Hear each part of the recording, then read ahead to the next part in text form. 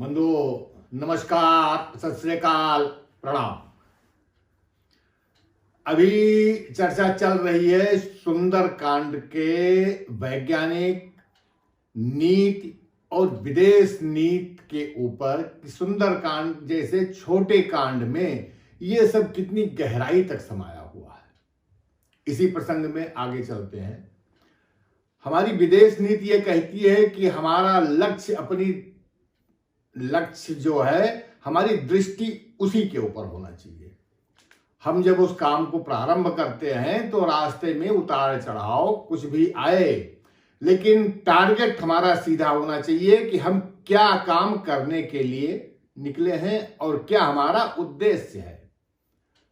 हनुमान जी विभीषण जी से मिलते हैं, आपस में परिचय होता है, दोनों को लगता है कि दोनों सज्जन हैं, एक फॉर्मल दोस्ती हो जाती है।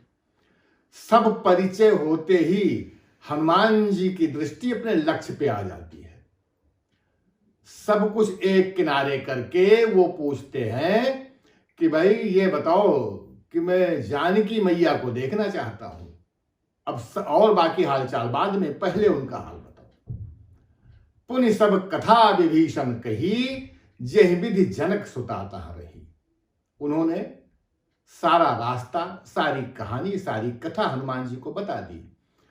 और तब हनुमंत कहा सुन भ्राता। हनुमान जी ने कहा भाई सब ठीक है, देखी चाहो जानकी माता। क्योंकि हम जिस उद्देश्य को लेकर के समुद्र को लांघकर यहां तक पहुंचे हैं, सर्वप्रथम मुझे अपने उसी उद्देश्य को पूरा करना है। यह शिक्षा हमें कौन देता है? सुंदरकांड से हमको मिलती है।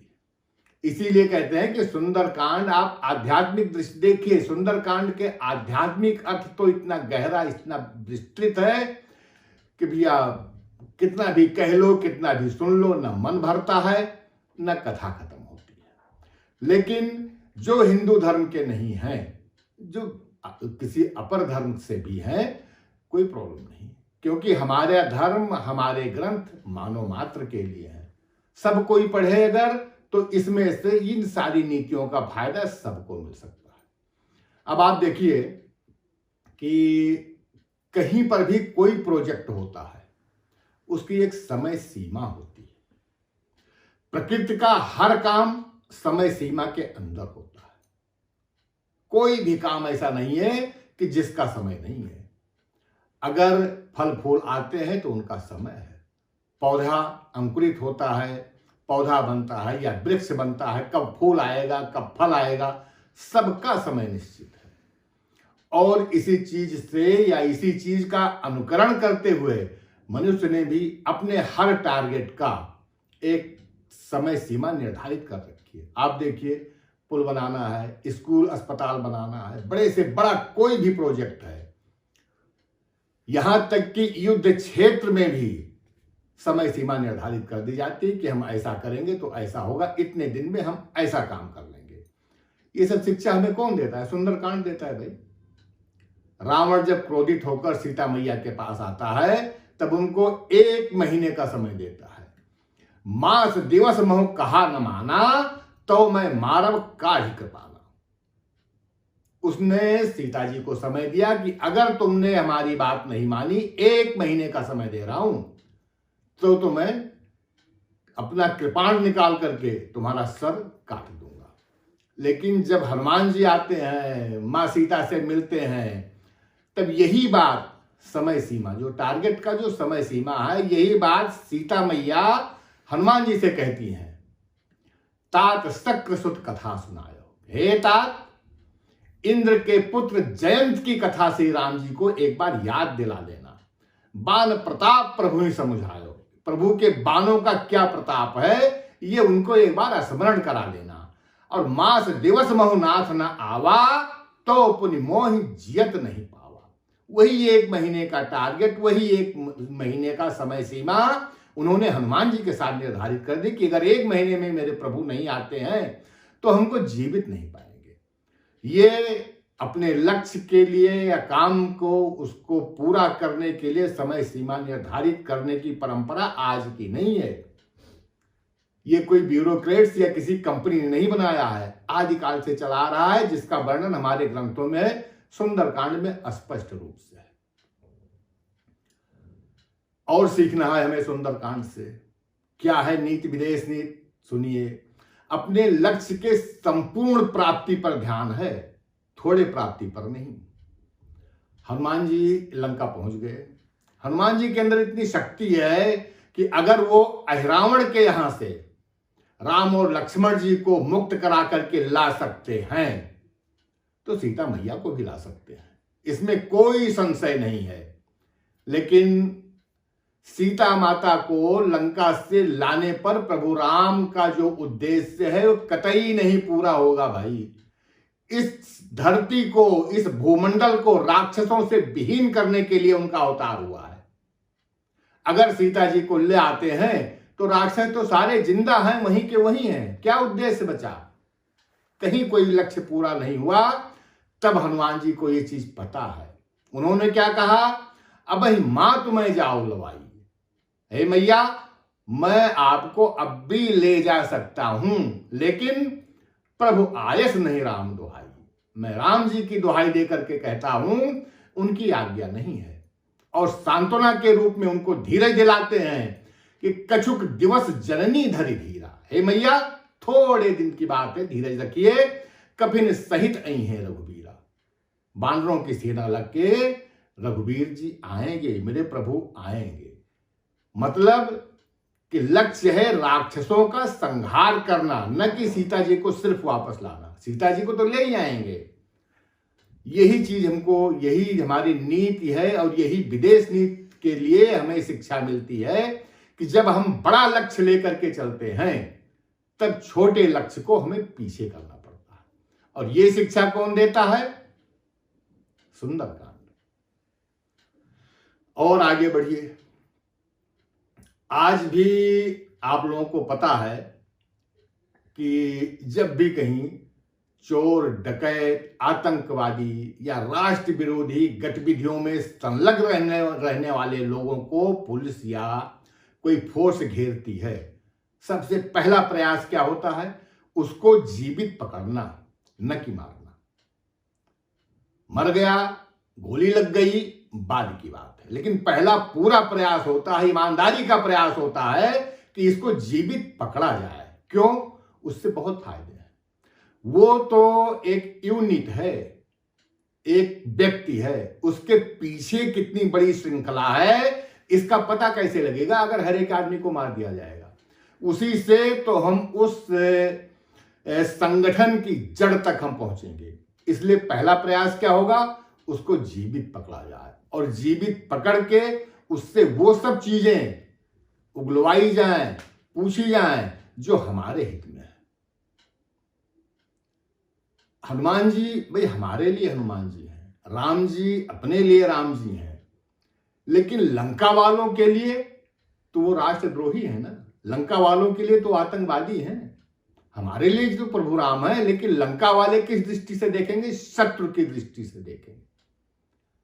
जब हनुमान जी ने अक्षय कुमार को मार दिया, रावण ने सुना अक्षय कुमार भी बहुत बलशाली था, तब उसको बहुत क्रोध आया और उसने मेघनाद को भेजा हनुमान जी को पकड़ने के लिए। लेकिन उसने निर्देश दिया, सुनि सुत बध लंकेश रिसाना। अपने बेटे का वध सुन करके रावण बहुत क्रोधित हुआ। पठयस मेघनाद बलवाना, उसने मेघनाद को भेजा, लेकिन निर्देश ये दिया कि मारस जनि सुत बांधे सिताही, कि हे बेटे उसको मारना मत, बांध के यहां पर लाओ। क्यों? क्योंकि उसको बांध कर लाने से देखिए कपि कहां कर आई, हमें यह पता चलेगा कि कहां से आया है, कौन है ये परंपरा आज भी चल रही है। और इसकी शिक्षा हमारे महान पूर्वज महानायक भगवान राम ने दी है, हनुमान जी ने दी है। वर्णन सुंदरकांड में मिलता है, इसीलिए सुंदरकांड को इतना सुंदर कहा गया है। और आगे बढ़िए।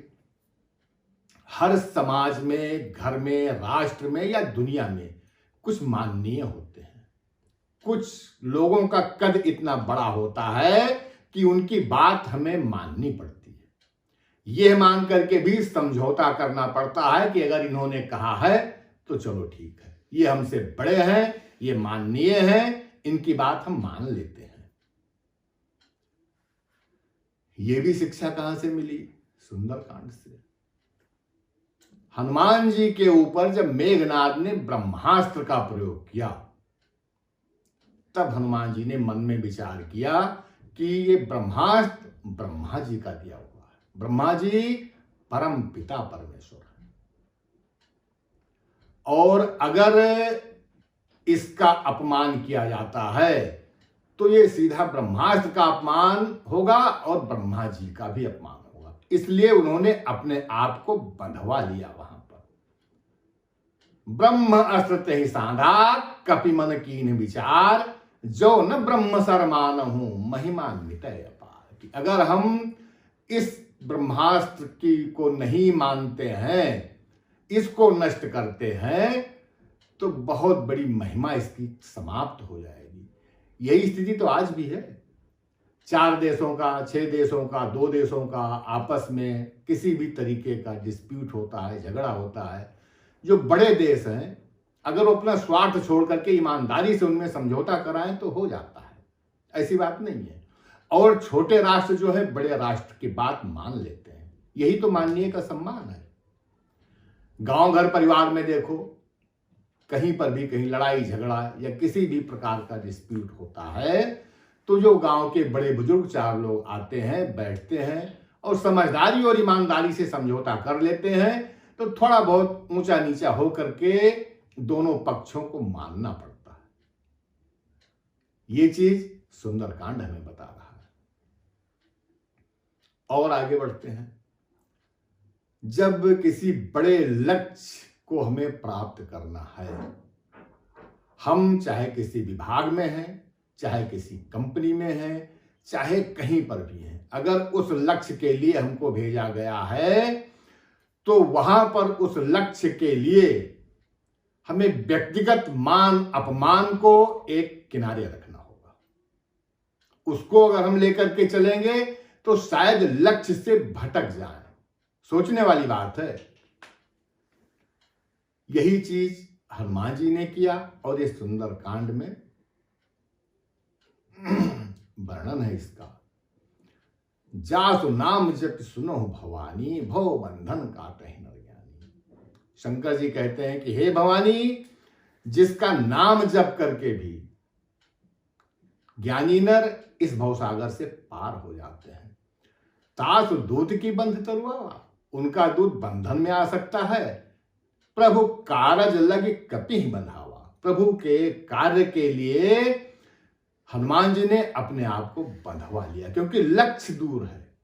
वो लक्ष्य अगर यहां नहीं बंधवाते हैं, लंका की सारी गतिविधि नहीं पता करके आते हैं, तो लक्ष्य तो भी बहुत दूर है ना। उस लक्ष्य को प्राप्त करने के लिए व्यक्तिगत मान अपमान कोई मायने नहीं रखता है। हनुमान जी को जब उनकी पूंछ में आग लगाने के लिए ले गए तो वहां पर राक्षसों ने उनका बहुत अपमान किया है। ढोल बजा बजा करके उनको गालियां दी हैं और खूब उल्लास मनाया है, पैर से मारा है। वो सब बर्दाश्त कर लिए, सिर्फ इसलिए कि उनकी दृष्टि अपने लक्ष्य के अंतिम परिणाम पर है। कौतुक कह आए पुरवासी, मारहि चरण करहि बहुहासी।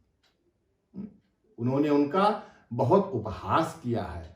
बाजहि ढोल देहि सब तारी, नगर फेर पुनि पूछ प्रजारी। लेकिन ये सब बर्दाश्त सिर्फ इसलिए किया है कि लक्ष्य अभी और आगे है, लक्ष्य बहुत दूर है। अभी हम भटक जाएंगे तो वहां तक पहुंचने में बहुत देर हो जाएगी। बंधुओं, शेष अगले अंक में, और अंत में प्रभु राम का नाम थोड़ा सा ले लेते हैं। जय सीताराम सीताराम सीताराम, राम सीताराम जय। जय सीताराम सीताराम सीताराम, राम सीताराम जय।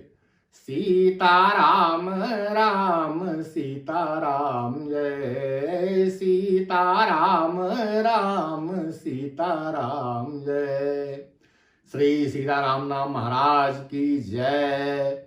बंधु, हमारे चैनल को लाइक, शेयर और सब्सक्राइब करते रहिएगा। धन्यवाद, प्रणाम।